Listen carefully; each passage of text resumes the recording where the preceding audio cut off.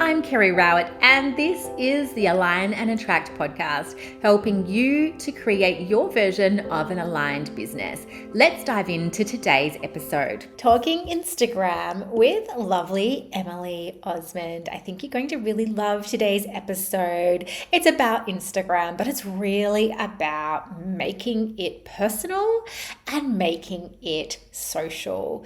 Emily is just such a delight. She is a marketing strategist and an educator, and her work does focus on supporting small business owners to develop marketing skills and confidence so that you can reach more of the people that you can help. So she does that through her podcast, The Emily Osmond Show, which has listeners in more than 100 countries, her events, and her membership, the Modern Marketing Collective, which has helped close to 1,000 business owners to grow an engaged audience, turn that interest into sales, and to build a business they are proud of. She has a Master of Communications degree. She's a mum to a 1-year-old son.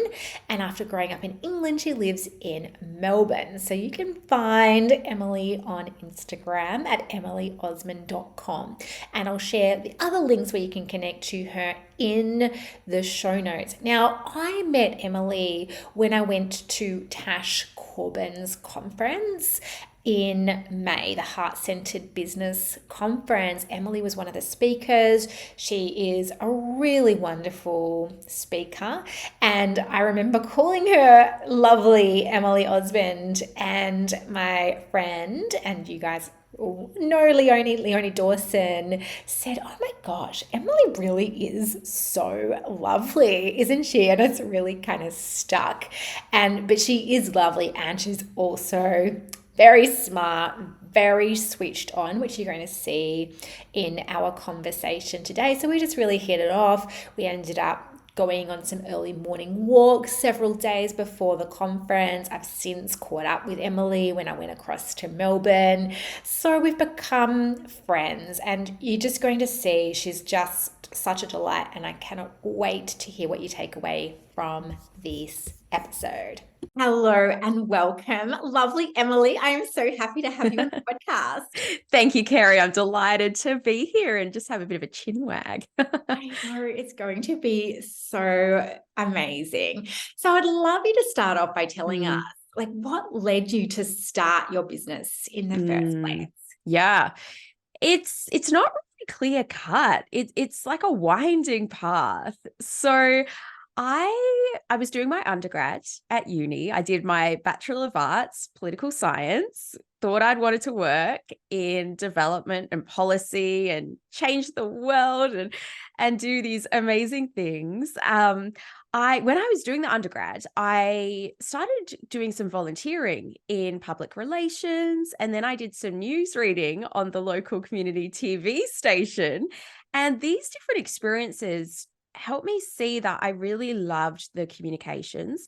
And so I actually then did my Master of Communications, and at the time thought maybe I want to get into more of the journalism and the reporting side of things and get into global affairs that way. And at that time, I was also going through some personal things in my life, and I moved back to where I grew up, Ballarat, moved back in with mum, was finishing my master's, getting myself well again, and doing a lot of volunteering and work experience at all of the different news channels in Ballarat, which was such a good experience. But it also taught me that I didn't think journalism was quite for me and my personality type and how I like to work, being very deadline driven and hourly news reports and that type of thing. But through that, I met lots of local business owners, and one of them ran her own PR and social media strategy company. And she ran her own business from her kitchen table around her family, around her kids. She worked with such awesome clients. She could kind of pick and choose the projects, the timelines. And I thought, oh my God, is this actually like a job? Can you actually do this? So that really planted the seed for me about being my own boss. And a few more adventures along that way. I was doing some contract work. I then was doing some digital marketing at the tourism body in Ballarat, which was a really great job. And that moved from kind of like casual to part-time to full-time. And I did a year or so of full-time there. And I just was like, this just isn't really for me. Love the work, love the people, but I don't love working this way. And I also, by that stage, had met so many of the local businesses that we were supporting through our marketing at the tourism body.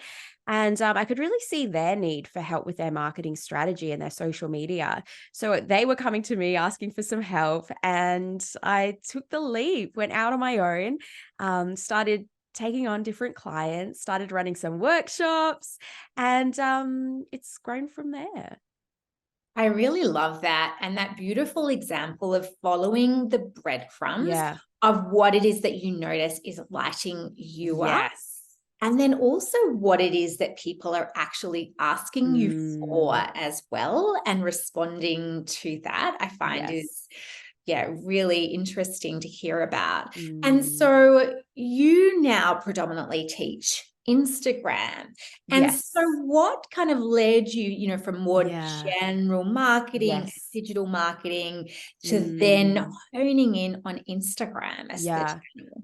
It's so weird, Kerry. I don't know if you ever feel like this about certain things in your business, but I also have like resistance to claiming Instagram or focusing on Instagram. It's really weird. But when I started my business, and still to this day, it's really the area that not only do people ask me for help with and come to me for help with, but it's also an area that I know I can help people gain a lot of leverage and momentum with, and teach them skills that they can use beyond Instagram.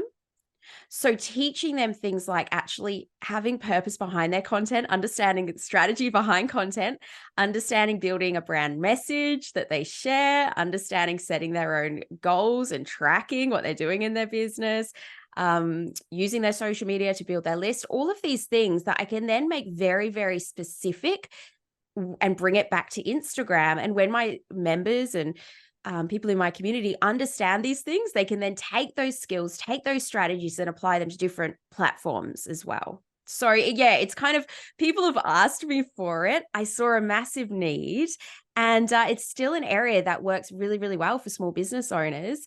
And even I was at an event on Tuesday night, and people were like, "Oh, let's connect." And instantly people open up and say, "Oh, I'll find you on Instagram." And Yes. it's just work. So I'm like, let's just help people with what works. I'm not committed to it forever. And if it no longer works or something takes its place, then let's explore that. But it's just still so powerful for small business owners. Yes, I really, yeah, I love hearing Mm, about that. And it's like you say, it's like it is a platform that is working for so many yeah. people right now. And it means that you can Mm, give such specific advice. But I love how yes. you go deeper than that as well. And you're Yeah. like, actually, this is not just what do you do on Instagram? Like, how Yes. many posts do you do? Or Yeah. what's Yeah. trending right now? It's actually Yeah. like that strategy behind it. You're like, this Mm. strategy is totally transferable Oh my to gosh. any platform. Yes. And the core strategy that I teach really hasn't changed that much over the 8 years I've been in business. It's Really a it's interesting. a ho like, it's how marketing works. And then we can have fun with, "Oh, hey, there's this new little feature or new little tactic or tool on Instagram or happening in the wider space that we can then explore and play with." But really the fundamentals are really the same when it comes to marketing. Wow. I loved what you Mm. said before as well about like that owning that space. And you're like, I don't Yes. know, do Oh I my want to gosh. be known as the Yes. Instagram person or don't I? And I think that is Mm. so true. And I'm sure so many people are listening and Yeah. resonating with this, of thinking, I don't Mm. know, like whether I really want to own that my thing is Yeah. money, or my thing is Yes. like sexuality, or my thing Yes. is, whatever it might be, it's hormones, or it's Mhm. something. And you're like, but Yeah. people just keep on coming to me for this Yes. thing. I have felt like that at different times with Yeah. business, actually. I'd have to say, of like, do I want to Mm. own that that's what I help you with, which Mm. I do so much more these Yeah. days, but I Yeah. certainly had times where it was happening and that's what people were coming to me for and Yes. asking me about. And I'm like, I don't Mm. know whether I want to claim this space or whether I feel like I've got enough expertise Yes. Oh in my this. gosh. And yes, and this is the thing, Carrie. Sometimes I'm like, well, I don't have the most Instagram followers in the world. Like, so maybe I can't. Or I don't know every single absolute like detail about Instagram.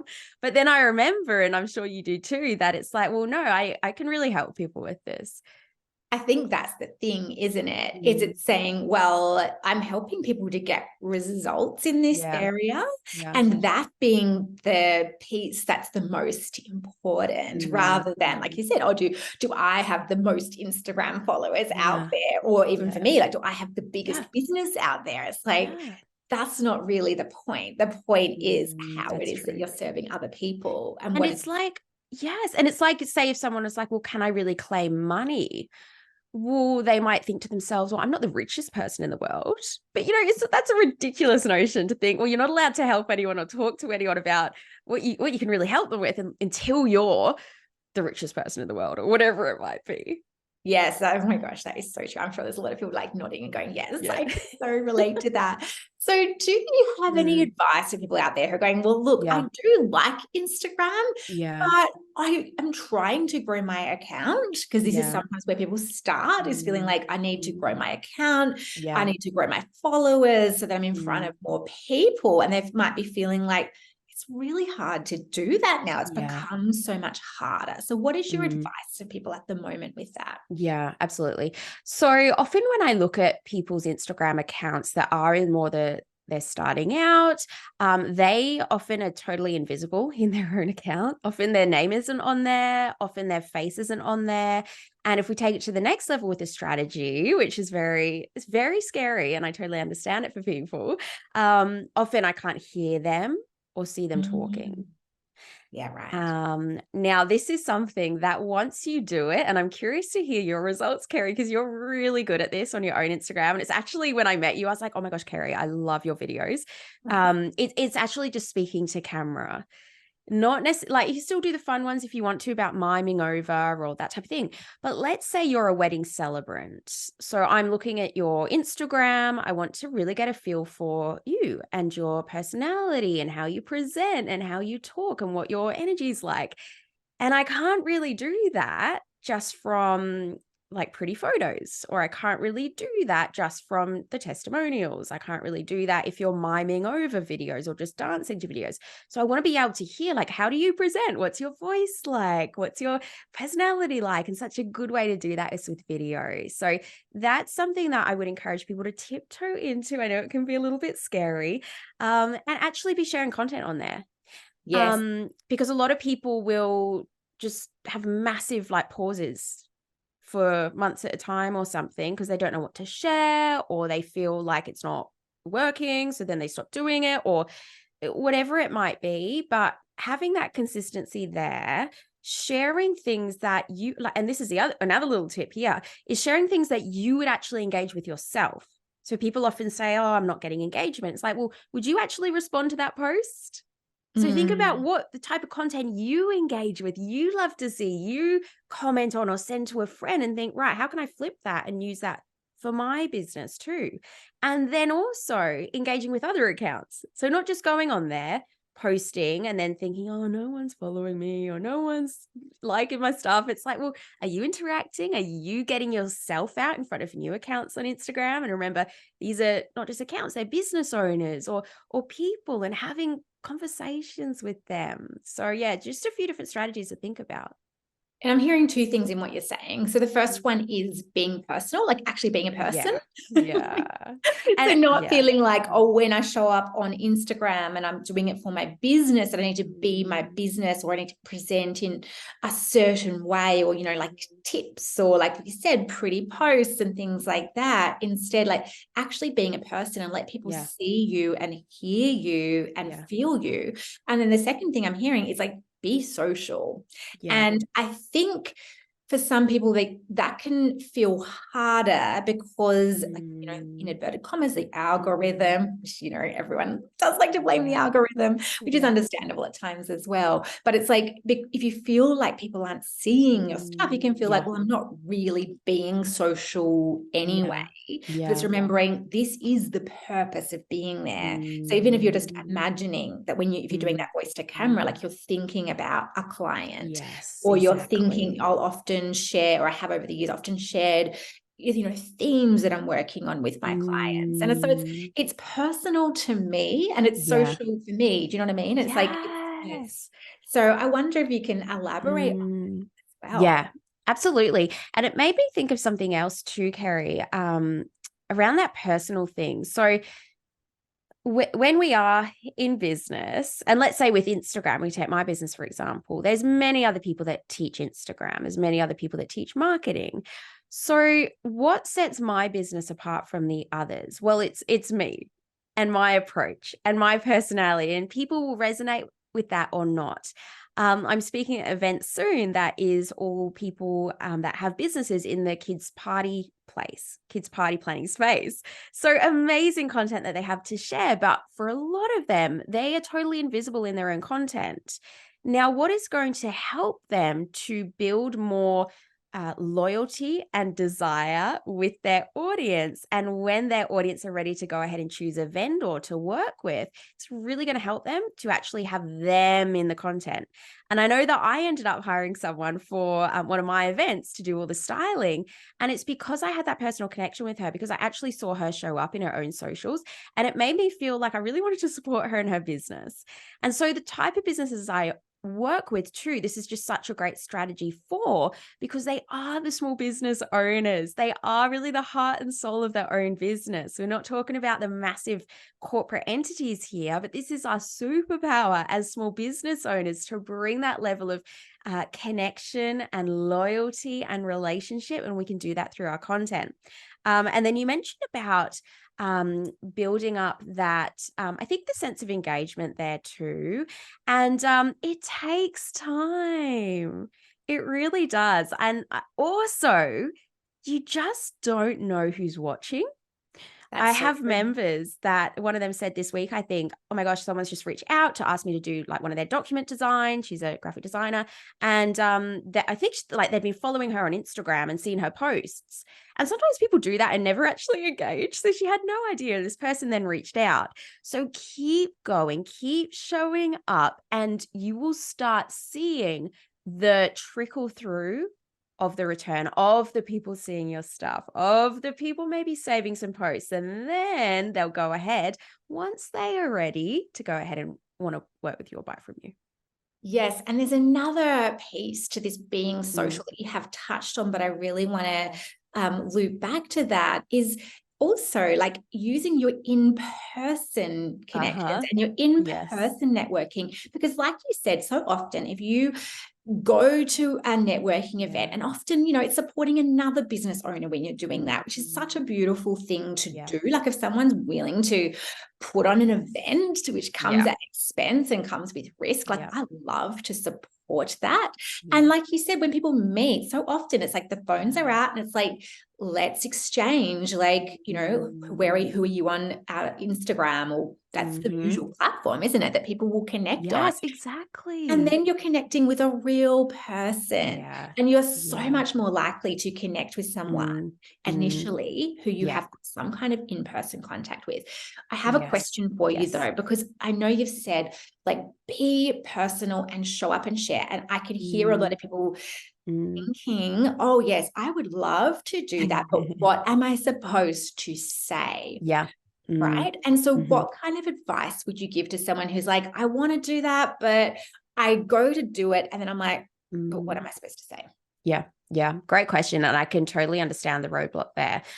So I actually have 4 different content categories that I recommend people share around, which can be a really good starting point to help people get more strategic and more intentional. So we'll start with that and then we can kind of go into them. But the first one, which is going to be most of your content here, is the value piece. So I'll just say them all. So value, connection, which is probably no surprise, credibility, and promotion. And all together, these are really going to help you to move people first into your audience to engage and then to want to work with you as well. So with the value one, thinking about what are some of the challenges that your clients have, your audience have. What is it that they need to hear? What is it that you know that they might be struggling with? What is it, some frustrations they might have?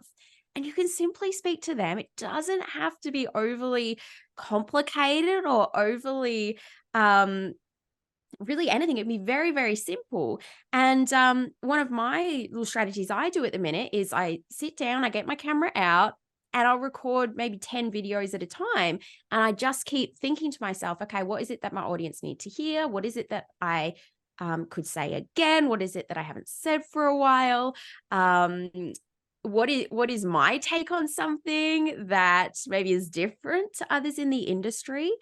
And Mm. you will gather up, the longer that you are in business and working with people and growing your audience, questions that people are coming to you and asking, and you will see these over and over again. So um, that's kind of like one way to think about it.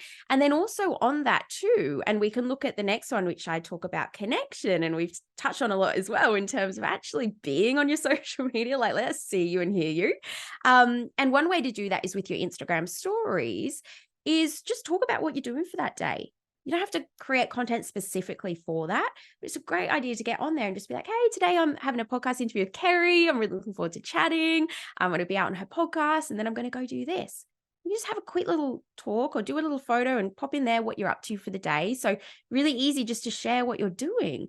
And for instance, if you're a website designer, you might share, hey, I'm just working on finishing a client's website. So excited. That then does several things. It shows people what it is that you do. It reminds them of your services. It builds that credibility because, hey, you've got a client, you're working on it. And it's a little bit of like just very subtle promotion Yeah, of what it is that you do. totally. I think that's so Mm, powerful. And I'm thinking that for a lot of people listening who mm, do probably a lot of work one-on-one, I yeah. think a lot of that work is so hidden, and Yeah. it's finding those Yes. gems, like finding those themes, finding those problems. Obviously, never Yeah. speaking to anything that's too specific to one individual Mm, person, mm, but like, what is the takeaway, or what's mm, one little tool that you yeah. used Yeah. if you were working one-on-one with someone that you can share, like in less than a minute, Mm-hmm. that someone else can go and use, and then Yep. over time they're going, this person has Yes. got some value here. Like they've Yeah. actually got some things that, builds that trust, doesn't it? Absolutely. I Yeah. have I've worked with someone called Rachel, legend. She's in my membership. She does SEO and website design.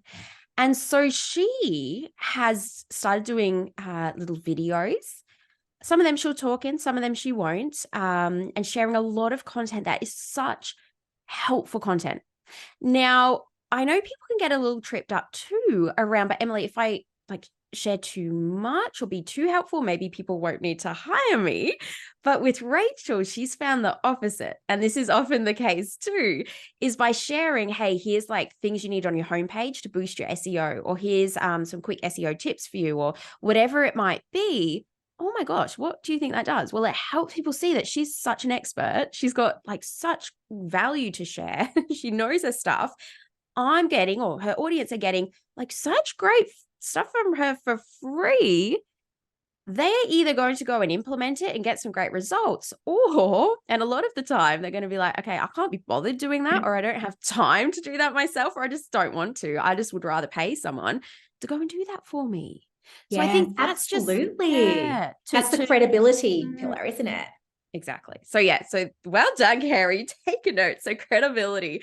This is sharing, like showing you're an expert, and you can do this by sharing some testimonials, social proof, awards you've won, media that you've been in. And as small business owners or sole traders, like I don't have my own PR person. Maybe in the future I will, but right now, and a lot of the people I work with, they don't have a dedicated public relations person on their team yet. So thinking about how can you be your own PR person? How can you get some of those great news stories out there? Maybe it's milestones you've reached in your business. Maybe it's how many years you've been in business, celebrating an anniversary, or maybe it's the number of downloads you've had on your podcast. Hooray, we're celebrating this milestone. And sharing these things really makes people in your audience go, oh my gosh, oh wow. And again, just Mhm. boosting up your credibility there. And also being a guest on other people's Yes, podcasts. absolutely. So Yeah. thinking Yeah. about like what thing, being specific to, Yeah. a podcast, and Yeah. then thinking like what value could I add to this Yes, podcast, or how could I, contribute to the absolutely. conversations that this person is Mm, having, and mm, then approaching that person and asking like, yeah, are you taking guests for your podcast or doing exactly. spots for your podcast if you have Yeah. one yourself? Yeah, and all of these different, I call them the reach strategies, but all of these different strategies to then grow your reach, going to in-person events, going on podcasts, doing speaking, maybe it's doing ads, whatever it might look like. All of that's going to, once you've got your content strategy in place, you've got your messaging, all that type of thing, you've got your offers all dialed in. As you do that, it's all going to really fuel growing your audience, growing your leads and growing your sales. Once you've kind of then got those foundations in place, then you're just growing your reach, getting your business in front of more people. Mm. Exactly right. So we've done value, connection, credibility. Credibility, This brings us to the one that promotion. sometimes people can feel most uncomfortable Yeah. with, or Yeah. they worry that when I promote, I Mm. might be bugging people or people might Yeah. not like it. Yeah. So, what are your tips Oh for my gosh, yes. promotion? So I was working with someone and she was doing a launch. And she said, "Oh my gosh, I just feel like I've been talking about this so much. I've been doing so much promotion." And I looked at her Instagram and there was one post about her promotion.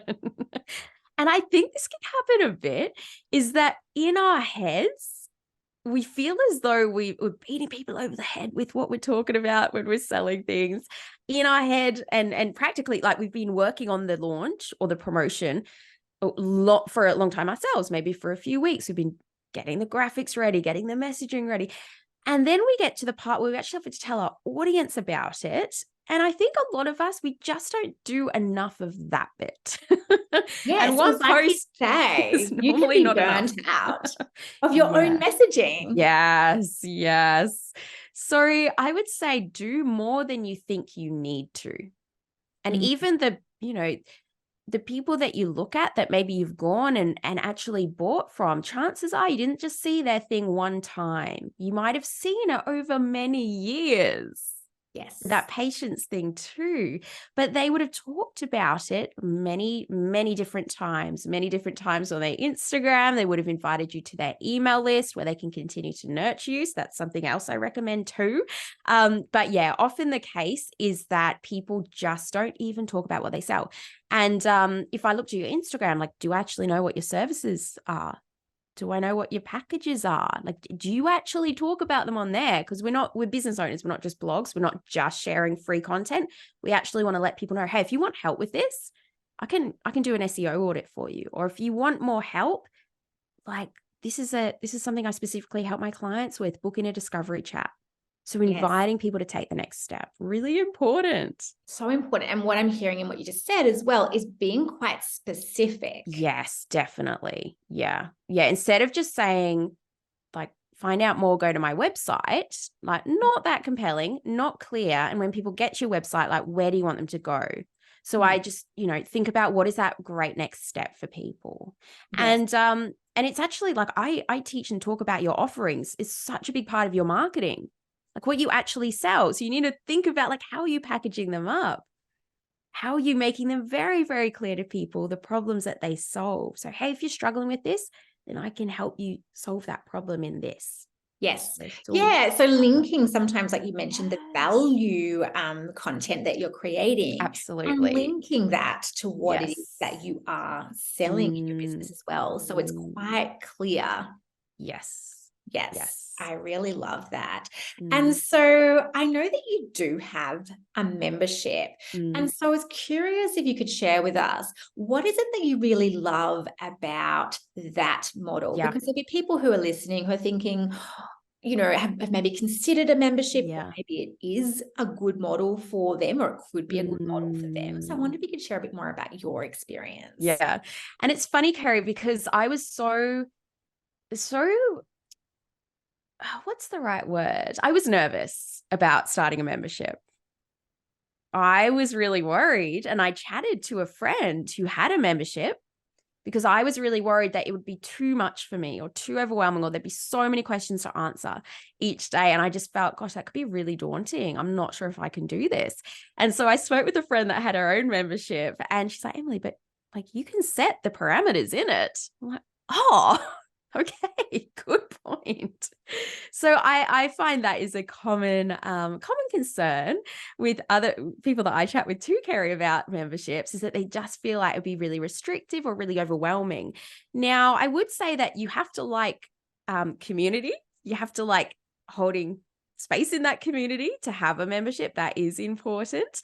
But it not only creates a really fantastic base in your business by having revenue, or however often you charge, monthly, weekly, annual, whatever it might be, but having some consistency to the revenue and actually allowing people that love to work with you, love to get help, love to have your resources to pay you ongoing. But it allows you to bring people together to be able to actually have, it's like a subscription to, when things do change, you're able to help people with the updates there. So for instance, like Instagram, it's like, hey, this little thing here is changed, or here's a little strategy that I'm trying. I'm going to like help my members with that, share a little bit behind the scenes with them. And I just think it can be such a great model for people. I was doing predominantly one-to-one service work prior to the membership, but I was really missing what I originally started my business for, and what I really found I enjoyed the most, which was that facilitating and the teaching and the helping people and training them. So that's like a big reason I started my membership, to be able to get back to what I felt I was really, really good at and that I enjoyed the most. And I think if people know, if that kind of resonates with them, it could be a really good thing for them to explore. And to keep in mind, there's no one way to do a membership. And I've tried loads of different things over the years in terms of what I deliver and the price structure and all that type of thing. So just kind of be open to what could work for your own business. I think there's just so many options there. And I see it as a win-win for your members that are in there to receive great value. And then for you as the business owner, to have that base revenue just ticking over in your business too. And it's not without work. You have to concentrate on retention, but I just love the model. I think it can be a real winner. Yes, and I think for people who are experiencing what you were, which was being very booked out, one-on-one, and then when you are doing something with clients where there is a constant upskilling. And so, with Instagram, we'll talk about this a little bit more in a sec, but there are the constant changes and that constant upskilling process. So if you did like a 6-week course or whatever it might be, then you're still going to, then want to know, well, what do I do now? Or this has changed, what's next, and so on. So it's perfect for that. But for other people listening, whether you work with mindset, or whether it's energy, or whether it's nutrition, or copywriting, or something else, there still might be that opportunity to continue that upskilling process. And I think if you can make that feel really compelling for people, and they can really see the value in that, really encourage people to want to stay, can't it? Yes. And even if it's not an industry that necessarily has lots of updates and changes, but if it's a transformation or a journey for your members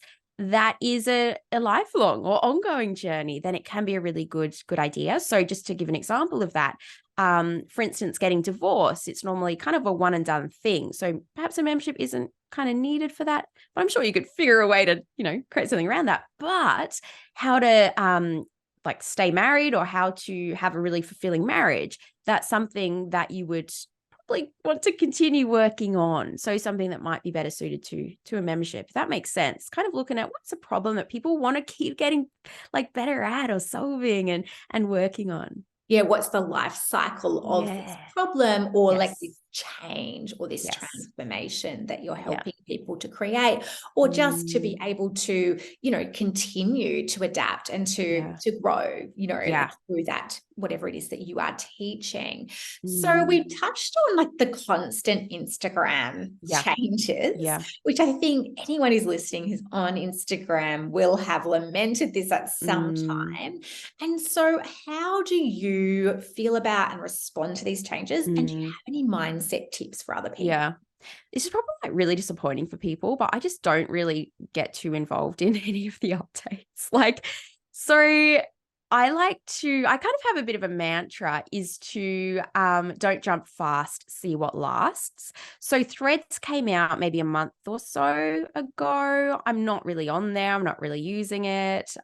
Sure, it could be perhaps beneficial, but it sounds as though that was kind of like a hot flash in the pan, and usage has really gone down there. So I think that it's a matter of like staying true to the fundamental things that work, sharing great quality content, engaging, showing up on there, keeping going, persisting, more so than having to nail little, I don't know, like the new filter that's out or whatever it might be. And then there are ones that if we look at the algorithm more so, it is important to understand.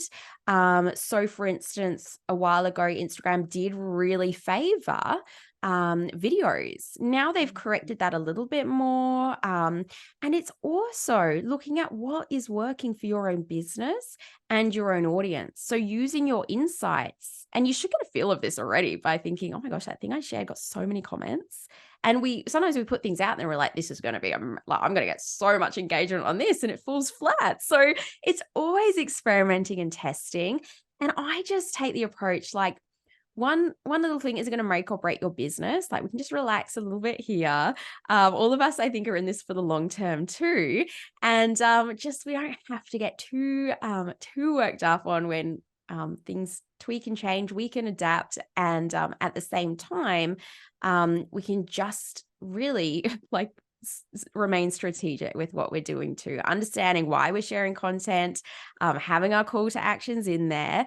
And no matter how the platform changes, that's still going to be really important to do.